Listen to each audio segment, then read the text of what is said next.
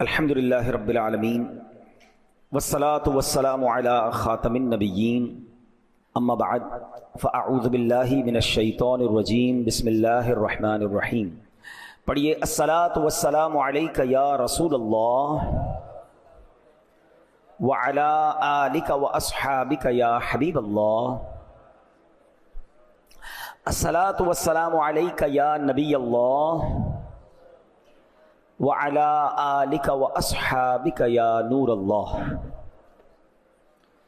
درود پاک پڑھنے کے بے شمار فضائل و برکات ہیں۔ میرے آقا مدینے والے مصطفیٰ صلی اللہ تعالی علیہ وسلم کا فرمان عالی شان ہے، انی رأیت البارحۃ عجبا ورأیت رجلا من امتی یزحف علی الصراط مرۃ وَيَجْثُو مَرَّةً فَجَاءَتْهُ صَلَاتُهُ عَلَيَّ فَأَخَذَتْ بِيَدِهِ فَأَقَامَتْهُ عَلَى الصِّرَاطِ حَتَّى جَاوَزَا۔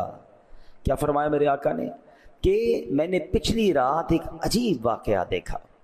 میرا ایک امتی پل صراط پر کبھی گھسٹ کر اور کبھی گھٹنوں کے بل چل رہا تھا، اتنے میں وہ درود آیا جو اس نے مجھ پر بھیجا تھا۔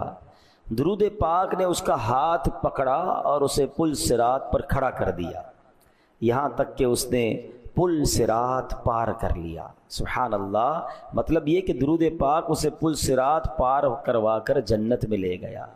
تو یہ شان ہے درود پاک کی کہ یہ دنیا میں بھی وظیفہ کام آتا ہے اور آخرت میں بھی کام آئے گا، یہ قبر میں بھی کام آئے گا، یہ محشر میں بھی کام آئے گا۔ تو برائے کرم اپنی زندگی میں درود پاک کو شامل کیجئے، کثرت سے درود پاک پڑھتے رہا کریں۔ اللہ کریم مجھے اور آپ کو کثرت سے درود پاک پڑھنے کی توفیق عطا فرمائے۔ کیا خوبصورت نعت کے اشعار ہیں نا، پڑھتی درودیں دوڑیں گی حوریں، پڑھتی درودیں دوڑیں گی حوریں، لاشا جو لے گا نام محمد، روز قیامت میزان و پل پر دے گا سہارا نام محمد صلی اللہ علیہ وسلم۔ بیڑا تباہی میں آ گیا ہے، دے دے سہارا نام محمد صلی اللہ تعالی علیہ وسلم۔ محبت سے درود پاک پڑھ لیں، صلو علی الحبیب صلی اللہ تعالی علی محمد صلی اللہ علیہ وسلم۔ قرآن مجید فرقان حمید کی ہم آیتیں پڑھتے بھی ہیں، سنتے بھی ہیں، سمجھتے بھی ہیں۔ ہمارے بیان کا ٹاپک ہی قرآن کی باتیں ہوتا ہے۔ آج کون سی آیت ہم نے سننی ہے؟ آج پارہ 26 ہے، سورہ احقاف اور آیت نمبر ہے 20۔ اللہ کریم قرآن مجید میں ارشاد فرماتا ہے، بسم اللہ الرحمن الرحیم، اذھبتم طیباتکم فی حیاتکم الدنیا واستمتعتم بها فالیوم تجزون عذاب الہون بما کنتم تستکبرون فی الارض بغیر الحق وبما کنتم تفسقون۔ آسان ترجمہ قرآن کنز العرفان، اللہ قرآن میں فرماتا ہے تم اپنے حصے کی پاک چیزیں اپنی دنیا ہی کی زندگی میں فنا کر چکے اور ان سے فائدہ اٹھا چکے، تو آج تمہیں ذلت کے عذاب کا بدلہ دیا جائے گا، کیونکہ تم زمین میں ناحق تکبر کرتے تھے اور اس لیے کہ تم نافرمانی کرتے تھے۔ پیارے اسلامی بھائیوں، اس آیت کریمہ میں بات تو غیر مسلموں سے ہو رہی ہے، کیونکہ غیر مسلم روز قیامت جب اللہ کی بارگاہ میں پہنچیں گے، رسوائی ان کا مقدر ہوگی، رحمت سے محروم اور جہنم کے حقدار ہوں گے۔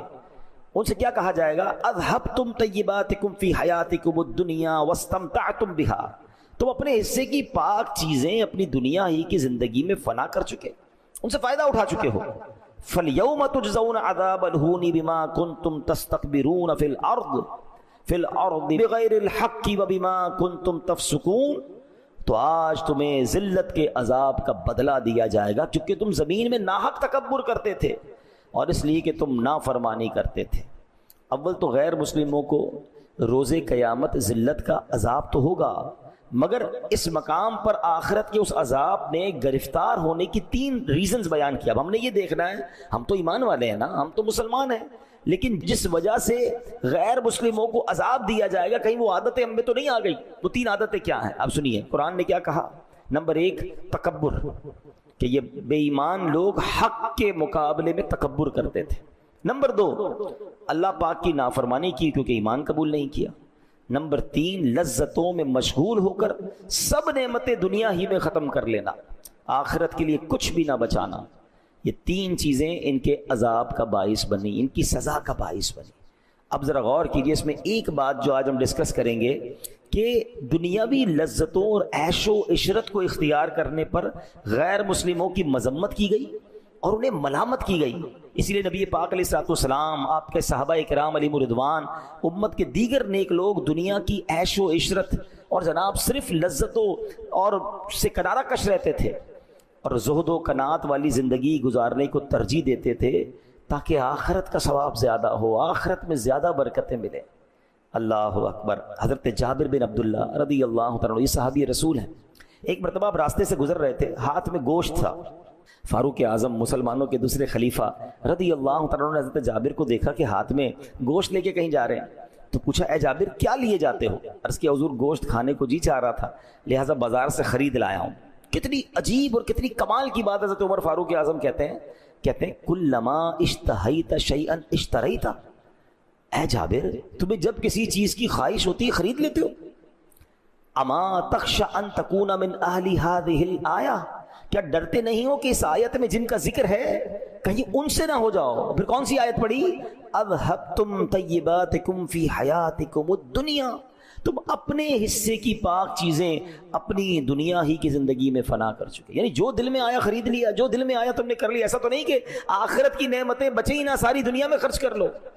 یعنی دنیا میں اللہ کی رضا کے لیے سادگی اختیار کرنا، دنیا میں اللہ کی رضا کے لیے خواہشات نفسی کو روکنا، کیونکہ اس میں جب بندہ گرفتار ہوتا ہے نا کہ جو چاہیے کر لیا، جو چاہیے کھا لیا، جو چاہیے پہن لیا، جو چاہے خرید لیا، جب اس قدر وہ دنیا میں گرفتار ہوتا ہے تو ایک وقت آتا ہے کہ پھر حلال و حرام کی تمیز ہی ختم ہو جاتی ہے، کیونکہ اب شوق ہے، ہر چیز لینی ہے، اب نہیں ہے پیسے تو حرام کمائے گا، نہیں ہے پیسے تو معاذ اللہ وہ پھر غلط کاموں کی طرف جائے گا۔ اگر انسان اپنے آپ کو روکنے والا ہوگا تو پھر وہ حرام سے بھی رکے گا۔ کیا خوبصورت انداز ہمارے بزرگوں نے اختیار کیا کہ دنیا کی دولت ہوتے ہوئے، اختیار ہوتے ہوئے بھی اپنے آپ کو دنیا کی نعمتوں میں غرق نہ کیا تاکہ آخرت کی نعمتیں باقی رہیں۔ ایک اور واقعے سے سمجھیے، حضرت عمر فاروق رضی اللہ تعالیٰ ایک بار شام گئے، ملک شام، آپ امیر المومنین تھے، آپ کے لیے بہت لذیذ کھانا تیار کیا گیا، ایسا لذیذ، اتنا جس کو کہنا لگژری کھانا، آپ نے کبھی دیکھا ہی نہیں تھا ایسا پہلے۔ تو حضرت عمر نے فرمایا ھذا لنا فما لفقراء المسلمین الذین ماتوا وهم لا یشبعون من خبز الشعیر، یہ کھانا ہمارے لیے ہے تو ان محتاج مسلمانوں کے لیے کیا تھا کہ جو اس حال میں فوت ہوئے کہ انہوں نے جو کی روٹی بھی پیٹ بھر کے نہیں کھائی۔ تو آپ کو حضرت خالد بن ولید نے جواب دیا لہم الجنہ، ان کے لیے جنت ہے، وہ تو کم کھایا انہوں نے، دنیا کو اتنا ان کو نعمت ہی نہیں ملی، صبر کر کے چلے گئے، ان کے لیے جنت ہے۔ یہ سن کر فاروق اعظم کی آنکھوں سے آنسو بہنے لگے۔ آپ کہتے ہیں لَإِن كَانَ حَظُّنَا مِنْ هَذَا الْحُطَامِ وَذَهَبُوا بِالْجَنَّةِ لَقَدْ بَايَنُونَا بَوْنًا بَعِيدًا، کاش ہمارے لیے دنیا کا حصہ چند لکڑیاں ہوتی، وہ محتاج مسلمان اپنے حصے میں جنت لے گئے، ہم میں اور ان میں بہت فرق ہے۔ ابھی کیسی بات ہے، فاروق اعظم جیسی شخصیت جو 100% جنتی ہیں، جن کو تو نبی پاک نے دنیا میں جنت کی بشارت دی، وہ تڑپ رہے ہیں کہ وہ غریب لوگ، وہ فاقہ کش، وہ اللہ کی رضا پر راضی رہنے والے جنت لے گئے۔ ہمارے اور ان میں بڑا فرق ہے، مگر آج ہمارے پاس تھوڑا ہو تو ہمیں تکلیف ہو جاتی ہے، ہم کسی کے مال کو دیکھ کر پریشان ہو جاتے ہیں، حالانکہ اللہ کو پسند یہ ہے کہ بندہ دنیا میں سادہ زندگی گزارے، جو ملے اس پر قناعت کرے، زیادہ کی ہوس نہ کرے، کیونکہ جنت کی نعمتیں ہیں نا۔ لیکن آج تو ریس لگی ہوئی ہے، اس نے گاڑی لی تو میں نے لینی، اس نے موبائل لیا میں نے اس سے اچھا لینا، اس نے گھر بنایا مجھے اس سے اچھا بنانا ہے، اور نہیں ہے تو پریشان ہے۔ یہاں میں غریبوں کو جو جن کو اللہ نے تھوڑی سی نعمتیں کم ملی ہے نا، میں ان کی تسلی کے لیے حدیث سناتا ہوں، اتنی کمال کی حدیث ہے، وہ غریبوں کے لیے، تنگ دستوں کے لیے تو تحفہ ہے، مگر مالداروں کو ہلا دیتی ہے اگر کوئی سمجھدار ہو۔ حدیث کا خلاصہ یہ ہے کہ جو اللہ کے تھوڑے دیے پر راضی ہو جاتا ہے، ذرا غور سے سنیے گا، جو اللہ کے تھوڑے دیے پر راضی ہو جاتا ہے، اللہ بھی اس کے تھوڑے عمل پر راضی ہو جاتا ہے۔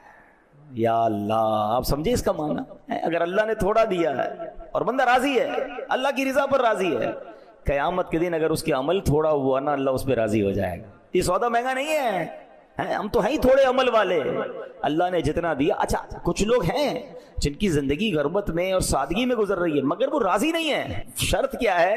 اچھا بندہ کہہ رہا ہے یار کیا کروں بھائی، جینا پڑے گا، پریشان تو ہوں لیکن بس کاش مجھے بھی مل جائے، میں تو پریشان، مجھے ملا ہی کچھ نہیں. تو یہ راضی رہنا نہ ہوا نا. اللہ نے تھوڑا دیا تو بندہ اس کو راضی رہ گیا، اللہ تو نے جو دیا میں اس پر راضی.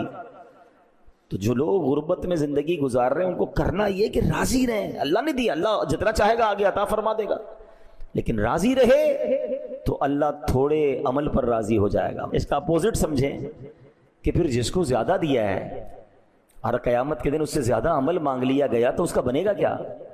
تو زیادہ کی خواہش تو لوگ کرتے ہیں مگر کیا اعمال زیادہ ہوتے ہیں؟ بلکہ یہاں تو معاملہ الٹا ہے. غریب آدمی بیچارہ مسجد بھی آ رہا ہوتا ہے، ذکر و اذکار بھی کر رہا ہوتا ہے، کچھ خوف خدا بھی دل میں ہوتا ہے، مگر جیسے ہی مالدار بنا دیا جاتا ہے مسجد سے بھی دور اور برائیوں میں پڑ جاتا ہے. تو بعض اوقات تو مال آ کر بندہ رب سے دور ہو جاتا ہے. تو ایسے مال کا کیا کرنا ہے؟ تو اللہ کرے کہ یہ بات سمجھ آ جائے کہ ہمیں اللہ کی رضا کو مقدم رکھنا ہے.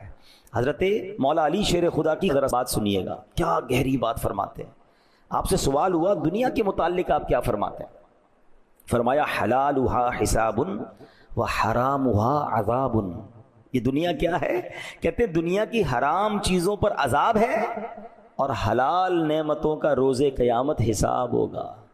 یعنی دونوں صورتوں میں ہم مشکل میں ہے نا. عذاب تو اللہ معاف کرے، اللہ سے ہم دعا کرتے ہیں ہم میں سے کسی کو بھی عذاب نہ ہو. حرام کمانے والے کو تو عذاب ہوگا، مگر ایسا نہیں کہ حلال آپ کو ملا تو اس کا حساب نہیں ہوگا، حساب اس کا بھی ہوگا.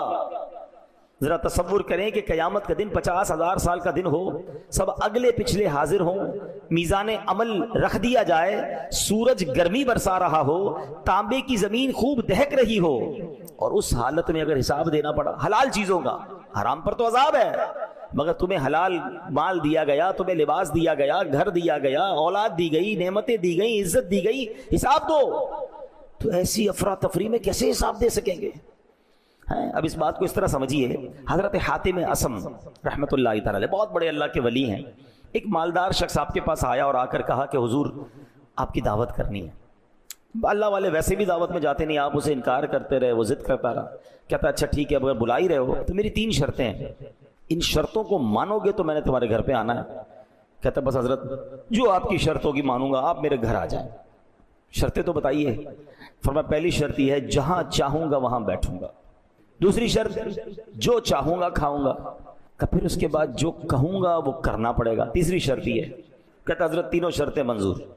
اب جب حضرت نے اوکے کر دیا، ڈیٹ فکس ہو گئی، اس نے پورے شہر میں اعلان کر دیا، بڑے بڑے لوگوں کو بلایا کہ مبارک ہو میرے گھر پہ حضرت حاتم اصم رحمۃ اللہ تعالی علیہ آ رہے ہیں. بڑی شاندار دعوت، طرح طرح کے کھانے، زبردست قسم کا اس نے پوری تیاری کر لی.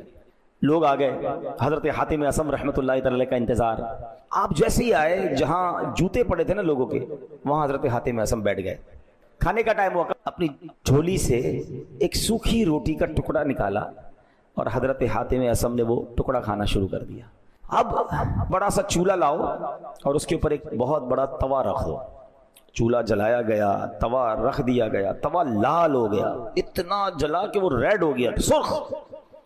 حضرت حاتم اصم نے اپنے جوتے اتارے اور اس توے پہ کھڑے ہو گئے اور کہتے ہیں یا اللہ میں نے آج کے کھانے میں ایک سوکھی روٹی کھائی ہے. یہ کہہ کے نیچے آ گئے. اب سارے لوگوں سے کہا کہ سب اپنے چپل اتاریں، اس توے پہ کھڑے ہو کے بتائیں آج کیا کیا کھایا ہے. لوگوں کی چیخیں نکل گئی کہ حضرت یہ کیا کہہ رہے ہیں آپ، ہم اس توے پر کیسے پیر رکھ سکتے ہیں؟ آپ تو کرامت والے بزرگ ہیں، اللہ نے آپ کو مقام دیا ہے، ہم تو اس کے قریب نہیں جا پا رہے. آپ کہہ رہے اس پہ کھڑے اور پھر سارا حساب دیں، کتنی روٹیاں، کتنے سالن، کتنی بوٹیاں، کتنی سویٹ ڈش، کتنے پانی، کتنے شربت، اتنی دیر میں تو جل کے خاک ہو جائیں گے، ہم نہیں کر سکتے. اب اللہ والے تھے نا. اب جو حضرت حاتم اصم نے جواب دیا، actually this is the message, ذرا غور سے سنیے. آپ نے فرمایا ہے لوگوں تم سے اس توے پر کھڑے ہو کر جو دنیا کی آگ سے تپا ہوا ہے، ایک دن کے کھانے کا حساب نہیں دیا جا رہا، ساری زندگی کا حساب دینا ہوگا. کیسے دو گے حساب؟ لوگ دھاڑے مار مار کے رونے لگے ہیں. لوگ پھر حضرت حاتم اصم نے سمجھایا کہ توبہ کرو، زندگی ایسی گزارو کہ اللہ کی بارگاہ میں شرمندگی نہ ہو. حلال کمانا بڑی بات ہے مگر اس حلال کو حلال جگہ پر خرچ بھی تو کرنا ہے نا. کچھ لوگ بعض اوقات حرام کمانے سے بچ جاتے ہیں، اچھی بات ہے، بالکل حرام نہیں کمانا چاہیے. جھوٹ بول کر، دھوکہ دے کر، رشوت، کسی طرح اگر بچا کے آپ نے حلال کما لیا دیٹس گریٹ. مگر یہ دیکھیے کہ خرچ بھی حلال کر رہے ہیں کہ نہیں، کمایا حلال میں، خرچ حرام میں ہو رہا ہے، ناچ گانے ڈھول تماشے، گھر میں شادی ہوئی تو فنکشنز ہیں، بچوں کی خوشی کے لیے کر رہا ہوں، جناب کیا کریں، کرنا پڑتا ہے۔ ہمارے آئے دن شادیوں میں ہم سنتے ہیں کہ فلاں کو بلایا کروڑ روپے دے دیے، فلاں ناچنے والے کو بلایا 1.5 کروڑ روپے کا فنکشن کروایا۔ اس ایک ایک روپے کا حساب حضرت حاتم اسم کہہ رہے ہیں اس توے پہ کھڑے ہو کے آج کے دن کا کھانے کا حساب دو۔ لوگ کہتے ہیں نہیں کھڑے ہو سکتے، تو بتائیں نا قیامت کے دن کھڑے ہو کر اس پوری زندگی کا حساب، یہ تمام گناہوں کا حساب، ان تمام عیاشیوں کا حساب کیسے بنے گا؟ نہ کریں ایسا۔ ایک ایک نعمت کا سوال ہوگا، ایک ایک نعمت کے بارے میں کوسچن ہوگا، اور یہ میں نہیں کہہ رہا، قرآن کہتا ہے ثم لتسألن یومئذ عن النعیم، پھر بے شک ضرور اس دن تم سے نعمتوں کے متعلق پوچھا جائے گا۔ اور کیجئے، کیا ہمارے پاس جواب ہے کہ اللہ نے ہمیں مال دیا، گھر دیا، عزت دی، دولت دی، شہرت دی، اولاد دی، فیملی دی؟ کیا اس کا جواب دے سکیں گے ہم کہ ہم پراپر استعمال کر رہے ہیں؟ اب اپنی باڈی کو دیکھ لینا، آنکھیں دی، آنکھوں سے کیا ہو رہا ہے؟ اللہ نے اس لیے دی کہ نافرمانی کی جائے۔ ہاتھ دیے، ہاتھوں سے لوگوں کی مدد ہو رہی ہے، ہاتھوں سے اچھے کام ہو رہے ہیں، ہاتھوں سے زیادتیاں ہو رہی ہیں۔ پیر دیے، پیر سے اللہ کے گھر کی طرف چلتے ہیں، اسی پیروں سے غلط کاموں کی طرف جا رہے ہیں۔ غور کریں، ثم لتسألن یومئذ عن النعیم، ایک ایک نعمت کے بارے میں سوال ہوگا۔ کاش ہم نعمتوں کو صحیح استعمال کرنے والے بن جائیں۔ اے میرے پیارے اسلامی بھائیوں، آپ نے سنا کہ غیر مسلموں کو یہ کہا جائے گا کہ تم نے دنیا میں نعمتیں یوز کر لی، آخرت کے لیے کچھ بچا کر نہیں رکھا۔ کہیں ایسا نہ ہو کہ بس دنیا دنیا، یہاں کی لذت، یہاں کی چیزیں، اور بندہ یہاں ایسا غرق ہو جائے کہ پھر آخرت کے لیے اس کے پاس کچھ نہ بچے۔ ایک بار مسلمانوں کے دوسرے خلیفہ حضرت عمر فاروق اعظم رضی اللہ تعالیٰ عنہ بارگاہ رسالت میں حاضر ہوئے، دیکھا کہ ایک چمڑے کا تکیہ ہے جس کے اندر کھجور کی چھال ہے۔ سرکار علی وقار علیہ السلام، اللہ کے حبیب علیہ السلام، اس تکیے سے ٹیک لگائے خردرے بان سے بنی ہوئی چارپائی پر لیٹے ہوئے ہیں، بڑی سی، جس کو خردرا ہوتا ہے نا، اس کی ڈوری جو ہوتی ہے، کورس فائبر کارڈز ہوتی ہیں، خردرے بان کی وہ بنی ہوئی چارپائی ہوتی ہے۔ چارپائی پر کوئی بستر بھی نہیں تھا، کوئی کپڑا بھی نہیں تھا، اس ڈوریوں پر، اس رسیوں پر جو خردری تھی، پیارے آقا لیٹے ہوئے تھے۔ جب نبی پاک علیہ السلام چارپائی سے اٹھے نا، تو آپ کے جسم پر اس چارپائی کے نشان بنے ہوئے ہیں۔ ہائے ہائے ہائے، جن کے لیے کائنات بنائی گئی ہے، وجہ تخلیق کائنات ہے، جو ریزن آف دا اول کریشن۔ ہم کہتے ہیں نا زمین و زماں تمہارے لیے، مکین و مکاں تمہارے لیے، چنین و چنا تمہارے لیے، بنے دو جہاں تمہارے لیے۔ ویسے نہیں کہتے، یہ حدیث قدسی اللہ فرماتا ہے، لولا کلما خلقت الافلاق، اے محبوب اگر تمہیں نہ بناتا تو یہ آسمان نہ بناتا۔ سارا جہان بنا حضور علیہ السلام کے لیے، اور حضور کیسے کہ ایسی چارپائی پہ آرام کر رہے ہیں کہ جسم پر نشان ہو گئے، کھجور کی چھال کا تکیہ۔ حضرت عمر نے دیکھا تو آپ کی آنکھوں سے آنسو بہنے لگے۔ نبی پاک علیہ السلام نے اپنے صحابی کو، اپنے عاشق زار کو، حضرت عمر کو روتے دیکھا تو فرمایا، اے عمر کیوں روتے ہو؟ عرض کیا، یا رسول اللہ صلی اللہ علیہ وسلم، خدا کی قسم میں جانتا ہوں کہ آپ اللہ پاک کے رسول ہیں، اللہ عز و جل کی بارگاہ میں آپ کا اونچا مقام ہے، آپ کیسر و کسرا، روم اور ایران کے بادشاہوں سے بہت زیادہ عزت والے ہیں۔ یا رسول اللہ صلی اللہ تعالی علیہ وآلہ وسلم، مجھے رونا اس بات پر آ رہا ہے کہ کیسر و کسرا یعنی دوسرے ملکوں کے بادشاہ جو ایمان والے نہیں، وہ محلات میں رہیں، نرم بستروں پر سوئیں، حضور ان کے لیے بہت کچھ ہے، اور آپ اللہ کے حبیب ہیں، آپ کا مقام و مرتبہ اتنا بڑا ہے، اور آپ ایسی زاہدانہ زندگی بسر کر رہے ہیں۔ اب غور سے نبی پاک کا جواب سنیں، کاش یہ بات ہمیں سمجھ آ جائے۔ نبی پاک فرماتے، عمر کیا تم اس بات پر راضی نہیں کہ ان غیر مسلموں کے لیے دنیا ہے اور ہمارے لیے آخرت ہے؟ یہ بات سمجھنی ہوگی، یہ دنیا ہمارا ٹھکانہ نہیں، ادھر مل جائے، یہ بھی مل جائے، وہ بھی مل جائے، یار ویسا گھر میرا کیوں نہیں، ایسا بستر میرا کیوں نہیں، ایسی گاڑی میری کیوں نہیں، ایسی لگژری لائف میری کیوں نہیں، اسی چکر میں مر گئے ہم۔ یہ دنیا ہمارے لیے نہیں ہے، ہمارے لیے آخرت ہے، اور ادھر کی نعمتیں، اللہ اکبر، حدیث کے الفاظ ہیں، جنت کی وہ نعمتیں، حدیث کا خلاصہ ہے، کسی آنکھ نے دیکھا ہی نہیں، کسی کان نے سنا نہیں، اور کسی کا اس کے دل پر گمان بھی نہیں گزرا، یعنی امیجنیشن بھی نہیں ہو سکتی۔ جنت ایسی ہے، اللہ نے ایسی تیار کر رکھی ہے، مگر کس کو فکر ہے جنت کی؟ ہمیں تو ابھی چاہیے نا، کیونکہ جنت تو بعد میں ملے گی۔ ہم اصل میں ایکچولی نفسیاتی پرابلم ہمارا یہ ہے کہ نیکی پر جو اجر ہے وہ بعد میں ملے گا، گناہ کی لذت ابھی مل جاتی ہے، بندہ کہتا ہے ادھر اٹھاؤ نا لذت بھائی، وہ تو پتہ نہیں ملے گی، معاذ اللہ، ایمان ہی نہیں ہے نا، وہ بھروسہ نہیں ہے۔ جس دن یہ لیول مل گیا آپ کو بھروسے کا، تو پھر دنیا کی لذتوں میں غرق ہونے کو جی نہیں چاہے گا۔ اور اسی وجہ سے بندہ پھر پہلے لذتوں میں غرق ہوتا ہے، جو ہمیں روکا گیا نا کہ صرف دنیا کی ہوس دل میں نہ ہو، کھانا پینا منع نہیں ہے، لباس منع نہیں ہے، لگژری گھر منع نہیں ہے، لیکن اگر ہر دل میں آنے والی چیز کرنے کا جی چاہے گا نا تو ایک وقت آئے گا حلال و حرام کی تمیز ختم ہو جائے گی۔ بندہ ہر وہ چیز چاہے گا جو دل چاہتا ہے، روکنے کی تمنا ہی نہیں ہوگی نا۔ ہم اپنے بچوں کو نہیں روک پاتے کہ نہیں یار بچہ کہہ رہا ہے دے دو، حالانکہ وہ بعض اوقات غلط ہوتا ہے اس کے لیے، کیونکہ ہم نے نو کہنے کا، اپنے نفس کو منع کرنے کی عادت ہی نہیں رکھی ہے، اور اس کی وجہ سے پہلے حلال لذتوں میں، اور ایک وقت آتا ہے کہ پھر نقصان دہ لذتوں میں، اور ایک وقت آتا ہے پھر حرام لذتوں میں بندہ پڑ جاتا ہے، اور آخرت کی جو نعمتیں ہیں اس سے دور ہو جاتا ہے۔ نبی پاک کی شان کیا ہے؟ نعت کی اشعار سب کو یاد ہے، سلام اس پر کہ جس نے بے کسوں کی دستگیری کی، سلام اس پر کہ جس نے بادشاہی میں فقیری کی۔ یہ بات سمجھنی ہے، کچھ لوگ ہوتے غریب فقیر، ان کے ہاتھ میں نہیں ہوتا امیری، مگر میرے آقا وہ ہیں جو بادشاہ ہیں اور بادشاہی میں فقیری کی۔ اختیار تھا آپ کے پاس، خود فرماتے علیہ الصلوۃ والسلام کہ میں چاہوں تو یہ پہاڑ سونے چاندی کے بن کر میرے ساتھ چلنا شروع ہو جائیں، مگر حال کیا ہے؟ سلام اس پر کہ جس کے گھر میں چاندی تھی نہ سونا تھا، سلام اس پر کہ سادہ بوریا جس کا بچھونا تھا۔ ہوتے ہوئے بادشاہی میں فقیری کرنا، یہ سرکار دو عالم علیہ السلام کا انداز ہے۔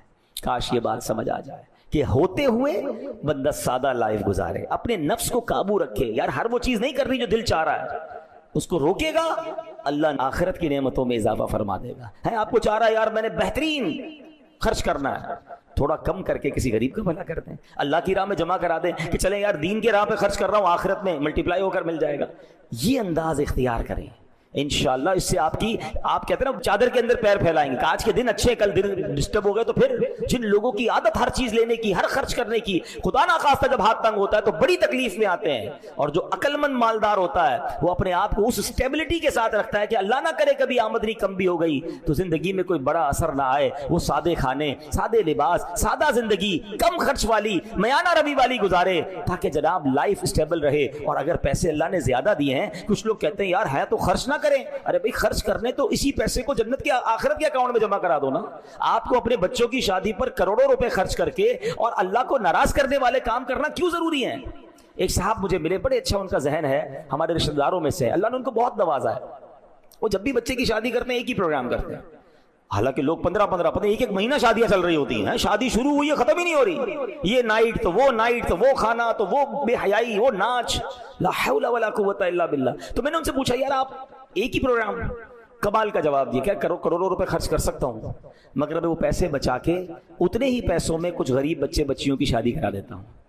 فائدہ کیا ہوتا ہے کہ جن کی شادی کرواتا ہوں نا وہ ساری زندگی میرے ان بچوں کے لیے دعا کرتے ہیں جن کی ابھی شادی ہوئی ہے، تو میرے ان بچوں کی لائف بڑی اچھی گزرتی ہے۔ سبحان اللہ، کروڑوں روپے انہوں نے بھی خرچ کیے، مگر بقیہ پیسے جنت کے اکاؤنٹ میں بھی جمع ہو گئے، وہاں ملیں گے بھی واپس انشاءاللہ۔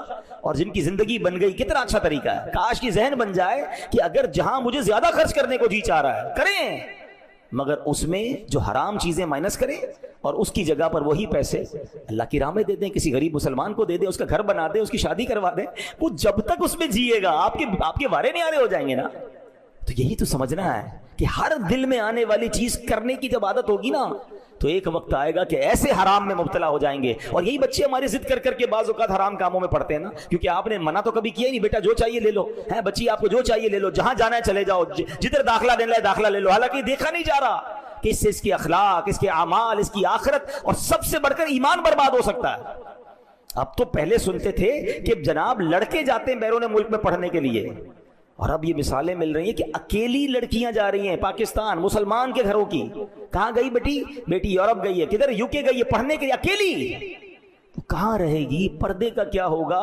شریعت کے احکام پر عمل کیسے ہوگا؟ اور ان ممالک میں کیا حال ہوگا اس کا؟ nobody cares۔ اس لیے پیسہ اللہ نے دیا کہ اس پیسے کا یہ استعمال ہم اللہ کو جواب کیا دیں گے؟ کیا یہ ذمہ داری نہیں تھی ماں باپ کی؟ یہ وہی وجہ بنی کہ پہلے بچپن میں منع نہیں کیا، روکنے کی عادت نہیں رکھی، اب جو ان کی ڈیمانڈ ہے وہ آپ پوری کر رہے ہیں۔ آؤ میں آپ کو حسنین کریمین کا واقعہ سناتا ہوں، نبی پاک کی سیرت سے سنا رہا ہوں۔ ہو سکتا ہے مجھے اس بیان کے بعد کرٹیسائز کیا جائے سوشل میڈیا پر کہ دیکھو مولانا صاحب جو ہے وہ ہماری زندگی مشکل کر رہے ہیں۔ میں آپ کو آپ کے نبی علیہ السلام کی تعلیم دے رہا ہوں، میں اپنے آقا کا واقعہ آپ کو سنانے جا رہا ہوں۔ جس نے کلمہ پڑھا ہے نبی پاک کا وہ غور سے یہ واقعہ سن لیں۔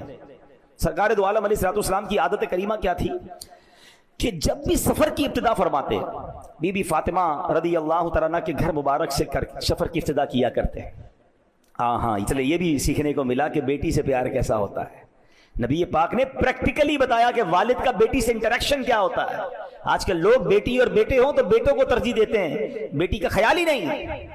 بیٹی کو پیار دیں، عزت دیں۔ نبی پاک جب بھی سفر پر جاتے بی بی فاطمہ کے گھر آتے پہلے، پھر وہاں سے سفر شروع فرماتے، اور سفر سے واپسی پر بھی سبحان اللہ سب سے پہلے خاتون جنت کے گھر تشریف لے جاتے تھے۔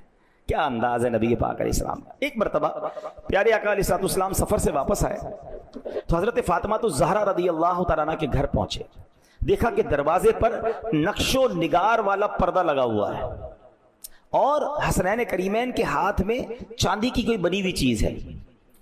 اچھا یہ دونوں چیزیں ناجائز نہیں ہیں، اپنے گھر کے باہر اگر کوئی اچھا والا پردہ لگا لے اور بچے اگر کوئی چاندی کی چیز انہیں دے دی جائے، لیکن نبی پاک کا انداز، پیارے آقا کو پسند کیا ہے؟ اللہ اکبر، پیارے آقا نے یہ دیکھا تو ملے بغیر ہی واپس تشریف لے گئے، بی بی فاطمہ سے ملاقات ہی نہیں کی۔ اب وہ بھی نبی پاک کی شہزادی ہے نا رضی اللہ تعالیٰ عنہ، مزاج جانتی تھی، فوراً پردہ اتارا، حسنین کریمین کے ہاتھ سے وہ چاندی کی چیز لی اور سرکار دو عالم علیہ السلام کے پاس بھیج دی۔ اچھا والدہ تو سمجھ گئی، بچے تو بچے ہوتے نا، وہ روتے ہوئے نبی پاک کے پاس آ گئے حسنین کریمین، اور نبی پاک سے وہ چاندی والی چیز واپس لینا چاہیے۔ تو سرکار دو عالم علیہ السلام نے ایک صحابی کو وہ چاندی عطا فرمائی، حکم فرمایا اسے بیچ دو اور اس کے بدلے فاطمہ کے لیے لکڑی کا بنا ہوا ہار لے آؤ، بے شک یہ میرے اہل بیت ہیں، یہ مجھے پسند نہیں کہ یہ اپنی نعمتیں دنیا ہی میں استعمال کر لیں۔ اللہ اکبر، آپ بتائیں کہ جائز تھا، حلال تھا، مگر چونکہ نعمتوں کا اکثر استعمال اگر دنیا میں ہم کریں گے تو نبی پاک کیا فرماتے ہیں؟ آخرت کی نعمتیں دنیا میں استعمال نہیں کرنی۔ کتنی گہری بات ہے۔ ہم تو کہتے ہیں بچہ روتا ہے موبائل پکڑا دیتے ہیں، جان چھوٹ جاتی ہے، ناشتے میں پکڑا دو، کھانے میں پکڑا دو، سفر میں جا رہے ہیں تو اس کو موبائل دے دو، حالانکہ وہ موبائل پر کیا دیکھ رہا ہے؟ آگے بڑھتے بڑھتے اب تو 2-2 سال 3-3 سال کے بچے یوٹیوب کھول لیتے ہیں اور وہ یوٹیوب پہ کیا دیکھ رہے کوئی فکر ہی نہیں، اور اس کے دماغ کے اندر اس کے ایمان پر، اس کے کریکٹر پر، اس کی تھنکنگ پر، اس کے ایموشنز پر کس قدر وہ ایفیکٹ جا رہا ہے۔ ہمیں کیا پرواہ بھائی، بچہ روتا ہے میں نے دے دیا موبائل، آئی پیڈ لا کے دے دیا، فلاں چیز لا کے دے دی، بچپن سے ہی آپ نے۔ اچھا پھر ہم کہتے ہیں بچے سے لیتے کیوں نہیں، وہ روتا ہے۔ ہاں بی بی فاطمہ کے گھر سے حسنین کریمین بھی روتے ہوئے آئے تھے نا، نبی پاک نے سبحان اللہ کتنی 1450 سال پہلے ہماری تربیت فرما دی کہ بچہ روئے اور اگر کوئی چیز اس کے لیے بہتر نہیں تو اس کو رونے دو۔ وہ حسنین کریمین کہ جن کی آنکھ کا آنسو فرشتے برداشت نہیں کرتے تھے، اللہ اکبر، فرشتے گوارا نہ کرتے کہ حسنین کریمین کی آنکھوں میں آنسو آ جائے، مگر نبی پاک ان کی تربیت فرما رہے۔ ایکچولی دس از ریکوائرڈ کہ آج اپنے بچوں کو اب اس کا طریقہ ہے، ماشاءاللہ پڑھے لکھے لوگ سمجھاتے ہیں کہ یار اگر بچے کو موبائل چھوڑوانا ہے تو آپ انوالو ہو جائیں۔ اصل میں ہمارے پاس ٹائم نہیں بچا نا، ماں باپ چاہتے ہیں ہم بھی فری رہیں، ہم بھی اپنا موبائل یوز کریں، بچے اپنا موبائل یوز کریں۔ ایک ہی گھر میں کبھی کبھی منظر ہوتا ہے ڈرائنگ روم میں 5-7 لوگ بیٹھے ہوتے ہیں، بیٹا بیٹی ماں باپ سب، مگر کوئی کسی سے بات نہیں کر رہا، سب اپنے اپنے موبائل پر ہیں، گھر میں رہ کر بھی اجنبی ہیں۔ وہ کچھ عرصہ پہلے کراچی میں کوئی پرابلم ہوئی تھی تو ایک دن کے لیے موبائل بند کیا گیا تھا،